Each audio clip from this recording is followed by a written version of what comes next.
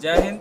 Success to all में आपका स्वागत है। जैसा कि मैं आपको बता रहा हूं, बिहार पुलिस का जो इम्पोर्टेंट प्रीवियस ईयर जो भी सेलेक्टेड टॉपिक है उस टॉपिक की चर्चा मैं कर रहा हूं। अभी तक हम बरसाए की संधि का टॉपिक का चर्चा कर दिया है। आज हमारा टॉपिक साम्यवाद है और उत्तर मुगल काल, दो टॉपिक की चर्चा करेंगे। जैसा कि यहाँ पे स्क्रीन पर दिख रहा है कि साम्यवाद व्यवस्था। अब साम्यवाद व्यवस्था में हमको पढ़ने से पहले हमको सबसे पहले ये जान लेना है कि एक पूंजीवाद आता है, एक समाजवाद आता है, एक साम्यवाद आता है। अब चलिए, तो कहने का मतलब है कि सबसे पहले हम साम्यवाद को समझने से पहले आपको पूंजीवाद और समाजवाद को समझना होगा, तभी साम्यवाद को समझ में आएगा। यहाँ पे देख लीजिए पूंजीवाद क्या होता है। पूंजीवाद सबसे पहले जो भी समाज है, हमारा समाज पूंजीवाद के घेरे में पड़ गया, अर्थात पूंजीवादों से घिरा था। ठीक है। सब औद्योगिकरण व्यवस्था ने जन्म दिया पूंजीवाद को। पूंजीवाद होने के कारण जो है लोग जो है अपना उद्योग धंधा चलाना शुरू कर दिए। तभी समाज में विभिन्न वर्गों का उदय हो गया। विभिन्न वर्गों का उदय होने का मतलब है मजदूर वर्ग और मालिक वर्ग। दो वर्ग तो यहीं पैदा हो गया, एक मजदूर और एक मालिक। मजदूर और मालिक का पैदा हुआ, अर्थात कहने का मतलब है कि उत्पत्ति हो गई। और इस पूंजीपतियों द्वारा मजदूर वर्ग का शोषण किया जाने लगा। मतलब जितने भी मजदूर होते थे अपने उद्योग धंधा में काम करवाते थे और काम करवाते थे, जिससे के कारण ओके। तो जैसा कि आपको पता है कि पूंजीपति वर्ग का पैदा होने से क्या होगा, मजदूर वर्ग पर शोषण स्टार्ट हो गया। ठीक है। अब शोषण स्टार्ट हो गया तो क्या हो गया, कुछ इस शोषण के विरुद्ध सोचने वाले लोग पैदा ले लिए, जिसको हम उसी का विचार को हम समाजवाद कहते हैं। ठीक है। मतलब जो शोषण है, शोषण के विरुद्ध आवाज़ उठाने वाले कुछ लोग चिंतन करने लगे, तो उनका विचारों को हम समाजवाद के नाम से जानते हैं। अब हम कुछ समाजवाद के नाम का चर्चा करेंगे कि कौन कौन से समाजवाद क्या क्या। कुछ इंपॉर्टेंट समाजवादी का नाम आता है, सेंट साइमन का नाम आता है। यह समाज को मिलजुल कर कार्य करने की बात कहा कि समाज को, चाहे पूंजीपति वर्ग हो चाहे मजदूर वर्ग हो, सभी को मिलकर के कार्य करना चाहिए। योग्यता के अनुसार उसको कार्य मिलना चाहिए और कार्य के अनुसार उसको पैसा मिलना चाहिए। ऐसा सेंट साइमन का कहना है और सोचना था। क्योंकि विचारक अपने अपने विचार से सब अपने अपने विचार दे रहे थे और कह रहे थे कि भाई समाज में सभी बराबर है और सभी को समान होना चाहिए। इसीलिए किसी के पास पूंजी है तो किसी के पास लेबर करने की क्षमता है। तो इसीलिए अब जिसके पास जो क्षमता है, जो उसके अनुसार योग्यता है, उसके अनुसार उसको कार्य मिले और कार्य के अनुसार उसको पैसा दिया जाना चाहिए। शोषण हो रहा था तो समाजवादी का मतलब इस तरह से बयान आने लगा। एक नाम आता है चार्ल्स फोरियर का।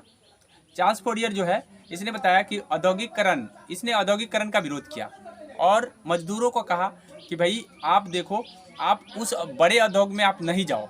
जो बड़े बड़े औद्योगिक व्यापारी हैं, उद्योग वाले हैं, उनके यहाँ आप काम ही नहीं करो, आप छोटे छोटे उद्योग वाले के काम करो। इसीलिए उन्होंने औद्योगिकरण का विरोध किया। ठीक है। उसके बाद उन्होंने लोगों को आग्रह किया कि आप बड़े उद्योग में काम करने ना जाए, उनका साथ ना दे। जब उनका साथ आप नहीं देंगे, उनका उद्योग धंधा ठप हो जाएगा। स्वाभाविक है कि आपकी वैल्यू बढ़ेगी। ऐसा चार्ल्स फोरियर का मानना था। अब है लुई ब्ला का क्या कहना था। लुई ब्ला कहा था कि यदि वर्गों में सुधार लाना चाहते हैं तो सबसे पहले राजनीति सुधार लाना जरूरी है। मतलब राजनीतिक रूप से आपको सुधार जब तक नहीं लाते हैं तब तक किसी भी वर्ग का कल्याण नहीं हो सकता है। तो उसके बाद है कि इसीलिए रॉबर्ट ओवन एक पूंजीपति आदमी था, लेकिन ये समाज के लिए सोचता था और समाज के लिए कार्य भी करता था। तो ये रॉबर्ट ओवन ने पूंजीपति होते हुए भी पूंजीपति का इन्होंने विरोध किया और खुद एक उद्योग लगाया जिसमें मजदूरों को फैसिलिटी दी। ठीक है। लेकिन फैसिलिटी में खर्चा बढ़ गया। अब खर्चा बढ़ने से ऐसा नहीं हुआ कि उसका मुनाफा घट गया, उसका मुनाफा और ही बढ़ गया। तो रॉबर्ट ओवन का मानना था कि यदि हम मजदूरों को फैसिलिटी और बढ़ा दे रहे हैं, तो मजदूर के फैसिलिटी जब उन्होंने बढ़ा के देखा तो उनका उत्पादन और ही ज़्यादा बढ़ गया और मुनाफा भी बढ़ गया। इससे साबित हो गया कि समाज में राजनीति व्यवस्था को अगर बदला जाए तो 100% है कि मुनाफा बढ़ेगा, घटेगा नहीं। ठीक है। इस तरह से एक पूंजीपति के ऊपर एक तमाचा भी माना जा सकता है।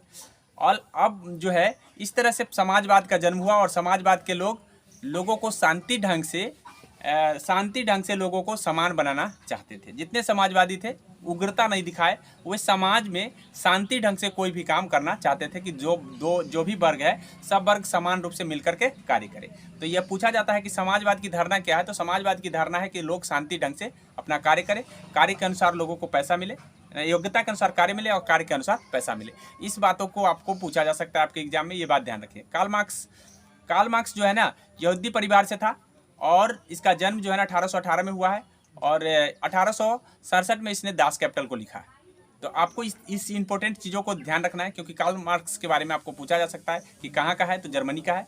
दूसरा बात है जन्म कब हुआ था, 1818 में, और दास कैपिटल की रचना किसने किया था, तो कार्ल मार्क्स ने किया। कब किया, 1867 में किया। इतनी बात आपको इससे याद रखना है। अब कार्ल मार्क्स की बात क्यों हम लिए हैं, क्योंकि आधुनिक समाजवाद के जनक है। अब ये आधुनिक समाजवाद की ये जनक है। आधुनिक समाजवाद ही साम्यवाद है। आधुनिक समाजवाद अर्थात कहने का मतलब है कि पहले पूंजीवाद आया, फिर समाजवाद आया और समाजवाद का जो नया रूप आया उसको साम्यवाद कहेंगे, साम्यवाद। तो मेरे ख्याल से साम्यवाद क्या है ये समझ में आ गया होगा। पूरा समझाने के लिए मैं पीछे थोड़ा बैकग्राउंड को पकड़ा हूँ और बैकग्राउंड पकड़ने के बाद मैं आपको बता दिया हूँ कि साम्यवाद क्या है। तो साम्यवाद मेरे ख्याल से समझ में आ गया होगा कि समाजवाद का अगला रूप साम्यवाद है। सिंपल भाषा में अगर कहे तो समाजवाद का अगला रूप साम्यवाद। अब इसमें क्या है थिंकिंग, क्या है विचार, ये बोला है कि यह वर्ग विहीन और राज्य विहीन समाज चाहता है। ये चाहता है कि कोई वर्ग नहीं हो, कोई मालिक वर्ग, कोई मजदूर वर्ग नहीं होना चाहिए, सिर्फ कोई वर्ग ही नहीं होना चाहिए, सब समान है और सबको काम के अनुसार मतलब जैसा काम हो सबको मिले और आवश्यकता के अनुसार पैसा मिले। ठीक है, जिसकी जैसी आवश्यकता है उसके अनुसार उसको पैसा मिलनी चाहिए। संघर्ष, इनका जो सिद्धांत है वर्ग संघर्ष के सिद्धांत है। इन्होंने साम्यवाद में कहा है कि भाई लोगों को अगर नहीं आवश्यकता के अनुसार पैसा मिलता है तो उनको संघर्ष करना चाहिए, उनको लड़ना चाहिए, क्रांति करनी चाहिए, उसके लिए जबरदस्ती अपना हक लेना चाहिए। ये किसका, कार्ल मार्क्स का थिंक है और कार्ल मार्क्स ने ऐसा बताया। कार्ल मार्क्स ईगल के विचारों, हेगल के विचारों से प्रभावित था। कार्ल मार्क्स जो है हेगल के विचारों से प्रभावित था, इस बात को ध्यान रखिएगा। 1848 में साम्यवादी घोषणा पत्र इसने प्रकाशित करवाया था। साम्यवादी घोषणा पत्र का मतलब है वही दास कैपिटल, जो कि पूरा बताया गया था कि किस तरह से दास लोग बन गए हैं और इस दास से छुटकारा अगर पाना है तो लोगों को क्रांति करनी चाहिए, क्योंकि लोगों के पास खोने के लिए कुछ नहीं है, पाने के लिए सब कुछ है और खोने के लिए कुछ नहीं, क्योंकि है ही नहीं कुछ उसके पास। इसलिए अगर संघर्ष करता है तो पाएगा, खोएगा कुछ नहीं। लिखा तो 1867 में है, तो साम्यवादी घोषणा पत्र है। ये घोषणा पत्र जारी किया था जो बाद में दास कैपिटल के रूप में प्रकाशित हुआ 1867 में। दास कैपिटल को समाजवादियों का बाइबल कहा जाता है, इस बात को ध्यान रखिए। ये ऑब्जेक्टिव की दृष्टि से महत्वपूर्ण है कि समाजवादियों का बाइबल किसे कहा गया है, दास कैपिटल। ठीक है, और समाजवादियों का बाइबल का मतलब रचनाकार कौन है, तो आपको कार्ल मार्क्स। रूस के जार अलेक्जेंडर द्वितीय ने कृषि की दासता को समाप्त करवाया था और इस बात को ध्यान रखना है, कार्ल मार्क्स ने कहा था कि मजदूर को खोने के लिए कुछ नहीं है। ये जैसा कि हम बता चुके हैं। ठीक है, रूस जो है ना साम्यवाद का एक एग्जाम्पल है, मतलब रूस में साम्यवाद चल रहा है और साम्यवाद का एग्जाम्पल कौन है, रूस। और किसके समय में लागू हुआ था, तो जार अलेक्जेंडर के समय। इस बात को ध्यान रखना है कि जार अलेक्जेंडर, जार का मतलब राजा होता है, रूस का सम्राट। तो रूस के सम्राट जार अलेक्जेंडर द्वितीय के समय साम्यवाद की स्थापना हुआ था। रूस का पहला साम्यवादी प्लेखानोव के समय हुआ था। ठीक है, मतलब यहाँ पे बोला है कि कृषि दास्ता किसके समय समाप्त हुआ था, तो कृषि दास्ता समाप्त हो गया था जार अलेक्जेंडर के समय। लेकिन पहली बार साम्यवादी का किसके समय आया था, प्लेखानोव के समय आया था। तो प्लेखानोव को आपको ध्यान रखना है। लेनिन ने भूमि, शांति और रोटी का नारा दिया था। रूस का ही नेता है, भूमि, शांति और रोटी। किसी भी व्यक्ति को क्या चाहिए, भूमि चाहिए, शांति चाहिए और रोटी चाहिए। ठीक है, इतना बात लेनिन ने बताया था हर व्यक्ति के लिए। 1918 में रूस का संविधान बना था, इस बात को ध्यान रखना है। 1991 में सोवियत संघ का विघटन हो गया था। जैसा कि रूस जो है अभी पहले सोवियत संघ के रूप में था। सोवियत संघ का मतलब होता है कि ये परिसंघ था। परिसंघ में हम बता दिए हुए हैं कि ये जैसे एक संघ बनता है, इसमें से चाहेगा तो लोग निकल करके जा सकता है, इस तरह से विखंडन हो सकता है। तो रूस का विखंडन हो गया कब हो गया? तो 1991 में। ये याद रखिएगा कि सोवियत संघ के रूप में ये बना हुआ था और बाद में चल करके इसका जो है अलग अलग सब हो गया देश, तो रूस खाली बच गया। आगे बढ़ते हैं। अब कुछ इम्पोर्टेंट यहाँ पे बोला है, कुछ महत्वपूर्ण बिंदुएं हमको जानना है इससे रिलेटेड। क्या है महत्वपूर्ण बिंदु? तो आपको याद रखना है कि अंकोर वाट का मंदिर कंबोडिया में है। ये भगवान विष्णु का मंदिर है, इस बात को भी ध्यान रखना है कि अंकोर वाट का मंदिर कहाँ है? कंबोडिया में। और किसका मंदिर है? तो भगवान विष्णु का। 1498 ईस्वी में वास्को डी गामा हमारे यहाँ आया था, जैसा कि आपको पता है। सन्यात सेन होगा। सन्यात सेन चीन के राष्ट्रपिता के नाम से, ठीक है। ये थोड़ा सा मिस्टेक है सर, सही है, सही से पता। सन्यात सेन का संबंध चीन से है, जो राष्ट्र चीन, ये राष्ट्र थोड़ा सा मिस्टेक है, जो चीन के राष्ट्रपिता कहे जाते हैं, ठीक है, यहाँ पे मिस्टेक। एजेंट ऑरेंज एक प्रकार का जहर वर्षा था, ठीक है। एजेंट ऑरेंज का जो है ना जहर वर्षा कराया गया था, जो अमेरिका के द्वारा कराया गया था। कहाँ पे? वियतनाम। तो ये पूछा जा सकता है कि एजेंट ऑरेंज क्या था? तो एक जहर वर्षा था। किसके द्वारा कराया गया था? कहाँ कराया गया था? ये बात, ठीक है, ये ध्यान रखना है। 1970 में कंबोडिया एक गणराज्य घोषित हो गया, मतलब गणराज्य के रूप में 1970 में ये घोषित हो गया, ठीक है।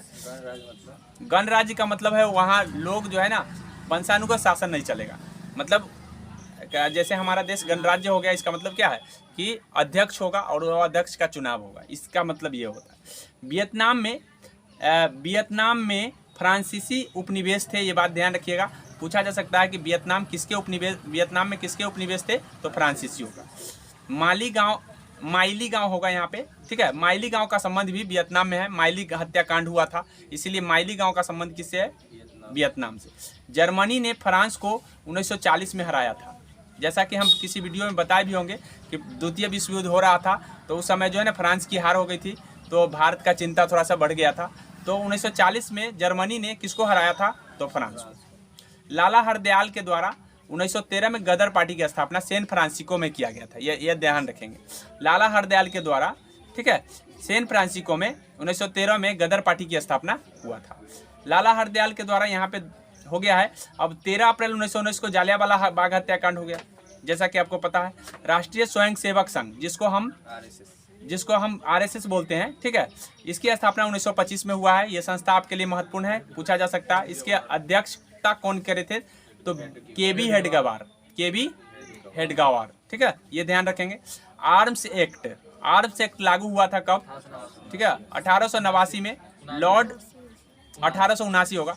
1879 में जो है लॉर्ड लीटन के काल में जो है ना आर्म्स एक्ट आया था। उस समय 1878 से उसका काल शुरू होता है, तो लॉर्ड लीटन के काल में आपको ध्यान रखना है आर्म्स एक्ट लागू हुआ था, ठीक है। इल्बर्ट बिल का संबंध न्यायाधीश की सुनवाई से है। इल्बर्ट बिल का संबंध किससे है? न्यायाधीश के सुनवाई से है। तो पूछा जा सकता है कि इल्बर्ट बिल का संबंध किससे है? तो न्यायाधीश के सुनवाई से। 1860 में इंडियन प्रेस एक्ट लागू हुआ था। 1860 में कौन सा एक्ट लागू हुआ? Indian press. 1882 में सरकार ने आयात कर पर जो है वस्त्र होगा यहाँ पे, ठीक है, आयात कर पर वस्त्र पर आयात कर से मतलब आयात कर हटा दिया था, ठीक है। 1882 में सरकार ने क्या किया था कि वस्त्र से आयात कर हटा दिया। इसके कारण जो है भारत को काफ़ी नुकसान झेलना पड़ा, अर्थात सरकार उस समय अंग्रेज का था, अंग्रेज का उसको वो आयात कर ही हटा दिया, मतलब आयात पर कोई टैक्स नहीं लगेगा, जिससे क्या हो गया कि हमारे यहाँ का कारीगर तबाह हो गए। इस बात को ध्यान रखिएगा। 1916 में नरम दल और गरम दल लखनऊ अधिवेशन में मिल गए, ये बात पहले से भी पता है आपको। जनरल डायर ने जालियांवाला बाग हत्याकांड का नरसंहार करवाया था। तो ये पूछा जा सकता है कि किसके आदेश पर जालियांवाला बाग हत्याकांड हुआ? तो जनरल डायर के आदेश पर, ठीक है। 1919 में नाइटहुड की उपाधि रविन्द्रनाथ टैगोर ने, मतलब जालियांवाला बाग हत्याकांड के विरोध में रविन्द्रनाथ टैगोर ने 1919 में क्या कर दिया? नाइटहुड की उपाधि लौटा दिए, मतलब त्याग कर दिए, लौटा दिए। इस बात को ध्यान रखना है। तो पूछा जाता है कि कब जो है किसने नाइटहुड की उपाधि हटाए थे? तो रविन्द्रनाथ टैगोर। कब हटाया था? 1919 में। या किसके विरोध में? तो जालियांवाला बाग हत्याकांड के विरोध में। केसरे हिंद की उपाधि महात्मा गांधी ने लौटा दिया था। केसरे हिंद की उपाधि महात्मा गांधी को मिला था, उन्होंने भी केसरे हिंद की उपाधि जो है ना 1919 के जालियांवाला बाग हत्याकांड के विरोध में ही लौटा दिए थे। कब हटाया था? 1920 में। हाँ, तो 1919 1920 वही जालियांवाला बाग हत्याकांड के विरोध में ही हटा। 17 अक्टूबर 1919 के पूरे भारत में खिलाफत दिवस मनाया गया। इस बात को ध्यान रखिएगा, ठीक है। 22 में शायद नहीं, चौरा कांड के विरोध में तो जेल चल गए थे। चलिए, उससे पहले ही हटा दिए थे। केसर हिंद की उपाधि उन्होंने लौटा दिया था जब रविन्द्रनाथ टैगोर ने नाइटहुड की उपाधि लौटाए थे। 1928 में मोतीलाल नेहरू ने नेहरू रिपोर्ट जारी किया था 1928 में। जैसा कि आपको पता है कि नेहरू रिपोर्ट में क्या है, पहले भी बता चुके हैं। 1922 में गोरखपुर में चौरा चौरी कांड हो गया। साइमन कमीशन का उद्देश्य क्या था? तो साइमन कमीशन का उद्देश्य याद रखिएगा, संवैधानिक सुधार, ठीक है। साइमन कमीशन क्यों बना था? तो संवैधानिक सुधार का जांच के लिए, ठीक है। संवैधानिक सुधार पर विचार करने के लिए साइमन कमीशन बना था। नेहरू जी के द्वारा रावी नदी के तट पर, ठीक है, 31 दिसंबर 1929 को तिरंगा फहराया गया था। 31 दिसंबर, तो पूछा जाएगा कि रावी नदी के तट पर कब तिरंगा फहराया गया था? 31 दिसंबर 1929 को। किसके द्वारा? नेहरू जी के द्वारा। खान अब्दुल गफ्फार खान को सीमांत गांधी के नाम से और खुदाई खिदमतगार के नाम से जानते हैं। इस बात को ध्यान रखिएगा कि खान अब्दुल गफ्फार खान किस नाम से जाना जाता है? सीमांत गांधी और खुदाई खिदमतगार। पहली बार 1930 में स्वाधीनता दिवस, मतलब 26 जनवरी होगा यहाँ पे, 26 जनवरी 1930 को स्वाधीनता दिवस मनाया गया। इस बात को ध्यान रखिएगा कि या स्वतंत्रता दिवस उसी को कहते हैं, ठीक है। स्वतंत्रता दिवस पहली बार कब मनाया गया? तो 26 जनवरी 1930 को। लेकिन रावी नदी के तट पर झंडा कब फहराया गया? तो 31 दिसंबर 1929 को। इस बात को ध्यान रखिएगा। अखिल भारतीय किसान सभा का गठन, अखिल भारतीय किसान सभा का गठन लखनऊ में हुआ था। इस बात को ध्यान रखेंगे। अखिल भारतीय किसान सभा का गठन लखनऊ में हुआ था। बोला है 118 गांधी जी के नेतृत्व में हुए गुजरात में। ये थोड़ा सा मिस्टेक है, खेरा सत्याग्रह होगा, ठीक है। खेरा सत्याग्रह गांधी जी के नेतृत्व में गुजरात में हुए थे। इस बात को ध्यान रखिएगा। स्वराज पार्टी का गठन जो है ना, स्वराज पार्टी का प्रथम सम्मेलन इलाहाबाद में हुआ था। जैसा कि आपको पता है 1923 में स्वराज पार्टी बना था, 1923 में। और 1923 में जो पहला सम्मेलन हुआ था वो कहाँ हुआ था? तो इलाहाबाद में हुआ था। इस बात को ध्यान रखिए, इलाहाबाद को ध्यान रखना है। 1851 में पहली बार सूती वस्त्र मिल की स्थापना हुआ था। तो सूती वस्त्र मिल की स्थापना हुआ था, कब हुआ था? 1851 में। कहाँ पे हुआ था? तो कोलकाता में हुआ था। इस बात को ध्यान रखिए। और कोलकाता में ही पहली बार 1717 में जूट मिल की स्थापना हुआ था, ठीक है। 1917 में जूट मिल की स्थापना। 1851 में सूती वस्त्र मिल, तो सबसे पहला मिल जो है ना सूती वस्त्र मिल है, याद रखिएगा। उसके बाद जूट मिल की स्थापना 1917 में कहाँ हुआ था? कोलकाता में। आगे है सूती वस्त्र मुंबई में हुआ था 1851 में मुंबई में हुआ होगा। हाँ, वो मुंबई में हुआ था पहली बार। सूरत में, मुंबई में हुआ, सूरत में। आगे देख लीजिए, गुजरात 1907 में हुआ था सूरत में। 1 मिनट, 1907 में सूरत में हुआ था। जो 1907 में 51 वाला फेल हो गया था, तो मुंबई में होगा। ये 51 वाला फेल हो गया था, याद रखिए। कोलकाता में पहली बार जो है 1917 में जूट मिल बना। टिस्को की स्थापना, टिस्को एक कंपनी है, इसकी स्थापना बिहार में हुआ था 1907 में। इस बात को ध्यान रखिएगा कि टिस्को एक कंपनी है, इस कंपनी का स्थापना कब हुआ था? 1907 में। और कहाँ हुए थे? बिहार में। उसके बाद है Akhil Bharatiya trade union. Akhil Bharatiya trade union की स्थापना 1920 में लाला लाजपत राय की अध्यक्षता में हुआ था। इस बात को ध्यान रखिए। अखिल भारतीय ट्रेड यूनियन की स्थापना 1920 में लाला लाजपत राय के नेतृत्व में हुआ था। पहली फैक्ट्री एक्ट आया था 1881 में। इस बात को ध्यान रखना है। भाप इंजन का आविष्कार जेम्स वाट ने किया है। इस बात को ध्यान रखना है। व्यापार के लिए सुएज नहर कब खोल दिया गया था? तो 1869 में। 1869 में व्यापार के लिए सुएज नहर खोल दिया गया। उसके बाद भारत में 1853 में पहली बार रेल चलाई गई थी, ठीक है, मुंबई से थाने के लिए। केंद्र सरकार ने 1862 में पहली बार श्रम आयोग की स्थापना किया था। केंद्र सरकार ने 1862 में पहली बार श्रम आयोग की स्थापना किया था।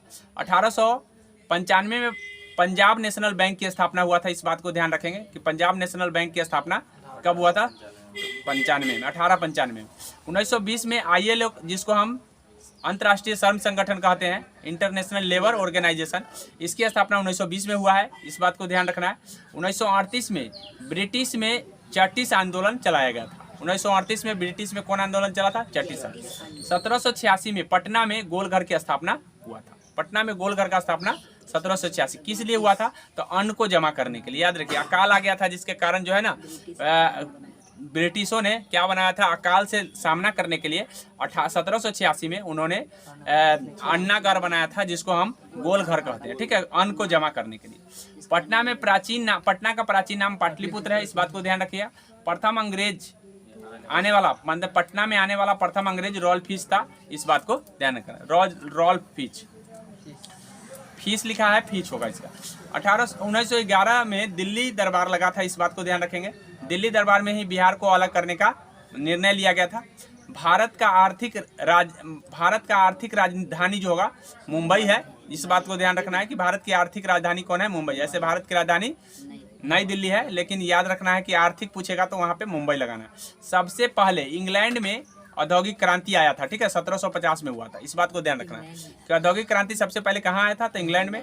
और कहाँ, मतलब कब आया था, 1850 में, सॉरी 1750। आगे है संयुक्त राष्ट्र संघ की स्थापना 1945 में हुआ है, द्वितीय विश्व युद्ध के बाद। कॉफी, कपास, रबर एक नकदी फसल है, इस बात को ध्यान रखना है। कॉफी, कपास, रबर नकदी फसल है। इसमें से कपास हटा दिया जाए तो कॉफी और रबर जो है ना आपको रोपण फसल है, इस बात को भी ध्यान रखना है। कॉफी, रबर, ईख भी आता है रोपण फसल के अंदर, ठीक है, मक्का नहीं आते हैं रोपण फसल के अंदर, ठीक है।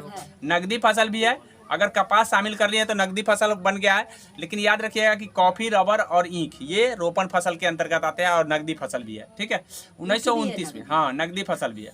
1929 में आर्थिक महामंदी आई थी, 1929 में आर्थिक महामंदी आई थी, तो पूछा जाता है कि कब महामंदी आया था, तो 1929 में। विश्व बैंक व IMF की स्थापना 1945 में हुआ है। और उत्तर मुगल काल आप पढ़ेंगे 1707 से लेकर के 1707 से लेकर के 1857। यहाँ पे आप थोड़ा उत्तर मुगल काल को देख लेते हैं। उत्तर मुगल काल में दिख रहा है,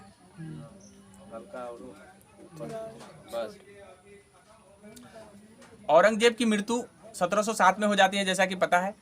ये मध्यकालीन मुगल काल 1707 तक की बात चलती है, ठीक है।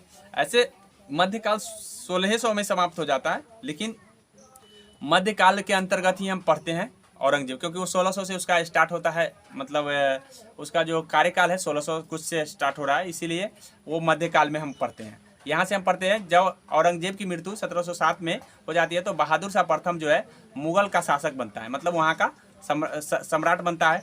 और मूल नाम इसका मुअज्जम था, याद रखेंगे, मूल नाम था मुअज्जम। यहाँ पे मिस्टेक हो गया, मूल नाम उसका क्या था, मुअज्जम। इसे साहे बेखबर के नाम से भी जाना जाता है। ऐसे उपनाम क्या था, साहे बेखबर, मूल नाम क्या था, मुअज्जम। ऐसे बहादुर शाह के नाम से वो मुगल के साम्राज्य पर बैठा था। तो पूछा जाएगा कि बहादुर शाह का अन्य नाम क्या है, साहे बेखबर और मुअज्जम, मूल नाम क्या है, मुअज्जम। आगे है जहादर शाह। उसके बाद जब उसकी मृत्यु हो जाती है तो उसके बाद जहादर शाह आता है 12 से लेकर के 13 तक। तो इसे लंपट मूर्ख कहा गया है। तो मिलान करने के लिए कभी कभी पूछ देगा कि बहादुर शाह लिख देगा, जहादर शाह लिख देगा, तो उस समय आपको मिलान करने के लिए उपनाम से मिलाने के लिए दे देगा। तो इस ध्यान रखना है, इसे लंपट मूर्ख कहा गया है। लंपट मूर्ख कौन है, जहादर शाह। वही साहे बेखबर कौन है, औरंगजेब नहीं, जहादर शाह आया। बहादुर शाह प्रथम के बाद कौन आया आता है, जहादर शाह। जहादर शाह आपको ध्यान रखना है, जहादर शाह को क्यों हमको याद रखना है, लंपट मूर्ख के रूप में वो जाना गया है। मतलब वो जो आया था ना, शासक बना था, तो शासक बनने के बाद जो है ना वो खुद अपने शासन नहीं चलाया था, किसी और को वजीर बना दिया और वजीर बनाने के बाद दूसरे से चलवाया था, इसीलिए इसको लंपट मूर्ख के नाम से। आगे देख लीजिए। उसके बाद फारुखसियर आता है, 1713 से लेकर के 1719 तक रहता है फारुखसियर। इसने अंग्रेजों को शाही फरमान 1717 में दे दिया। मतलब जब ये आया था तो कोई अंग्रेजी व्यक्ति आया था तो उसको घाव हो गया था, तो वो अंग्रेजी व्यक्ति उसको ठीक कर दिया था, जिसके कारण वो जो है उससे प्रेरित होकर के उसने एक शाही फरमान दे दिया व्यापार करने का बिहार बंगाल में। तो इसी को हम अंग्रेजों का मैग्ना कार्टा के नाम से जानते हैं। मतलब ये अंग्रेजों का क्या मिल गया, मैग्ना कार्टा। मतलब यहीं से अंग्रेज का वर्चस्व बढ़ना शुरू हो गया, यहीं से उसने अपना धीरे धीरे ज़्यादा आमदनी करना शुरू कर दिया। तो इसीलिए 1717 में पूछा जाता है कि शाही फरमान जारी करने वाला मुगल बादशाह कौन था, तो फारुखसियर था। ठीक है, ये ध्यान में रखना है। उसके बाद है इसने यहाँ पे थोड़ा मिस्टेक है, इसे घृणित कायर कहा गया है, घृणित। ठीक है, घृणित कायर के नाम से कौन जाना जाता है, कौन मुगल बादशाह है, तो घृणित कायर जो है फारुख सियर को घृणित कायर के नाम से जानते हैं। उसके बाद है मोहम्मद, उसके बाद 19 से लेकर 48 तक आता है कौन? मोहम्मद शाह। ठीक है, 19 से अब ये रंगीला बादशाह के नाम से जाना जाता है। ठीक है, अब रंगीला बादशाह क्यों जाना जाता है ये ध्यान रखना है। तो रंगीला बादशाह के नाम से इसलिए जाना जाता है क्योंकि ये ज़्यादातर रंग रंगीलिया, मतलब कहने का मतलब है ज़्यादातर ऐश लिफाफ में थे, इसीलिए इसको रंगीला बादशाह के नाम से जाना जाता है। ठीक है, मतलब ऐश ज़्यादा करते थे, खूब इधर उधर गान बजान में खूब मज़ा आता था इनको, तो स्वाभाविक है इनको रंगीला बादशाह के नाम से जाना। ठीक है, सैयद बंधुओं का पतन इसने करवा दिया था। अब ये सैयद बंधु कौन था? तो याद रखिएगा कि सैयद बंधु को सैयद, इससे पहले जो आया था, इससे पहले जो शासक आया था, सैयद बंधुए का देन था कि उसको शासन दिलवाया था। अब धीरे धीरे जो इसको मतलब लगता था कि खराब है तो उसको हटा करके दूसरे को दिलवा देता था, मतलब ये इसी तरह का काम करता था। तो मोहम्मद शाह को भी यही शासन दिलवाया था। तो ये सैयद बंधु को कहा कि ये हमको आज शासन दिलवाया है, जिसको मन होता है उसको हटा देता है, इससे अच्छा इसी को ख़त्म करवा दे। तो सैयद बंधु को ख़त्म इसने करवा दिया, इसलिए सैयद बंधु का पतन करवा दिया था कौन? मोहम्मद शाह। इसके समय भारत पर नादिर शाह ने आक्रमण किया था 1739 में। 1739 में नादिर शाह, तो पूछा जाता है नादिर शाह का आक्रमण किसके शासनकाल में हुआ था? तो मोहम्मद शाह के शासनकाल में। ठीक है, और मोहम्मद शाह के शासनकाल में नादिर शाह भारत पर आक्रमण किया था, और तभी भारत से वो तख्त ताउस, जिसको हम मयूर सिंहासन कहते हैं, उठा करके भारत से ले गया था। तो अंतिम मुगल बादशाह था जिसने मयूर सिंहासन पर बैठने वाला, पूछा जाता है कि मयूर सिंहासन या तख्त ताउस पर बैठने वाला अंतिम मुगल बादशाह कौन है? तो मोहम्मद शाह। उसके बाद कौन ले जाता है इसको उठा करके? नादिर शाह। जब भारत पर आक्रमण करता है, ईरानी व्यक्ति था, आया तो भारत पर आक्रमण किया, तो यहाँ से उसने तख्त ताउस को अर्थात मयूर सिंहासन को उठा करके ले गया, ईरान ले गया। तो इस बात को ध्यान रखना है। मोहम्मद शाह को हमको इसलिए भी याद रखना है कि नादिर शाह का आक्रमण किसके शासनकाल में हुआ? तो नादिर शाह का आक्रमण मोहम्मद शाह के शासनकाल में हुआ। अंतिम मुगल बादशाह का नाम बताइए जो आपका तख्त ताउस पर बैठा था या मयूर सिंहासन पर बैठा था, तो मोहम्मद शाह का नाम याद रखना है। ठीक है, उसके बाद है रंगीला बादशाह के नाम से कौन जाना जाता है? तो मोहम्मद शाह जाना जाता है। उसके बाद है यहाँ पे लिखा है बैठने वाला अंतिम शासक, और यहाँ पे लिखा है कि नादिर शाह का आक्रमण ईरान ले गया उसने। तो इतना बात आपको ध्यान रखना है। आगे है मोहम्मद शाह के बाद आता है अहमद शाह। ठीक है, मोहम्मद शाह के बाद आता है अहमद शाह 1748 से 1754 में। इसके समय अहमद शाह अब्दाली भारत पर आक्रमण किया था, ये भी ईरान से आया था अहमद शाह अब्दाली। तो बस अहमद शाह का समय अहमद शाह अब्दाली। पूछा जाएगा कि अहमद शाह अब्दाली किसके, ईरानी यात्री जो है भारत पर आक्रमण किया, तो किसके शासनकाल में? अहमद शाह के। बस इससे ज़्यादा कुछ उससे पूछा नहीं जाता। अब है आलमगीर द्वितीय, उसके बाद आता है आलमगीर द्वितीय। तो 1754 से लेकर के 1758 में आता है आलमगीर द्वितीय। तो इसके समय प्लासी की युद्ध होता है, इस बात को ध्यान रखना है। तो प्लासी की युद्ध किसके शासनकाल में, किस मुगल बादशाह के शासनकाल में हुआ है? तो आलमगीर द्वितीय के शासनकाल में। ठीक है, शाह आलम, उसके बाद आता है शाह आलम द्वितीय 1759 से लेकर के 1806। अगर सबसे दिन कोई अधिक दिन शासन करने वाला शासक है तो ये है। ठीक है, शाह आलम द्वितीय। पूछा जाता है कि सबसे अधिक दिन तक कौन शासन किया था, कौन मुगल बादशाह शासन किया था? तो शाह आलम द्वितीय ने शासन किया। देख लीजिए, एक बार 1759 में बनता है तो सीधे 1806 तक रहता है, तो इसीलिए शाह आलम द्वितीय का नाम आता है। इसके समय बक्सर का युद्ध हुआ था, पानीपत का युद्ध हुआ था। इस बात को ध्यान रखिएगा कि जिस समय 1761 में, अगर आपको ये मालूम है कि 1759 से लेकर 1806 में शाह आलम द्वितीय रहता है, तो आपको ये पता होगा कि 1764 में कौन रहा होगा और 1761 में कौन रहा होगा। 1761 में पानीपत का लड़ाई हुआ था और 1764 में बक्सर का लड़ाई हुआ था। तो उस समय मुगल बादशाह कौन रहा होगा? शाह आलम द्वितीय। ठीक है, अब आता है अकबर द्वितीय। अकबर द्वितीय 1806 से 1837 तक आता है। अकबर द्वितीय 1806 से 1837, हालांकि उतना दिन नहीं रहता है जितना शाह आलम द्वितीय रहा है। ठीक है, हाँ। तो इसमें राजा राम मोहन राय को, इसका नाम इसलिए आता है क्योंकि राजा राम मोहन राय को अकबर की उपाधि दी, राजा की उपाधि, सॉरी, अकबर द्वितीय ने राजा की उपाधि दिया था। क्या दिया था? राजा की। तो इस बात के लेकर के हमको अकबर द्वितीय का नाम याद रखना है, बस इससे ज़्यादा कुछ उससे पूछा नहीं जाता। अगला है बहादुर शाह द्वितीय, जो कि अंतिम मुगल बादशाह हुआ। बहादुर शाह द्वितीय या जफर, या तो जफर आता है या तो द्वितीय। 1837 से लेकर के 1837 से 1857। 1857 की क्रांति इसी के शासनकाल में हुआ। उसके बाद अंग्रेजों ने इसको पकड़ करके कहाँ भेज दिया, रंगून भेज दिया, जो म्यांमार में पड़ता है, ठीक है, रंगून भेज दिया।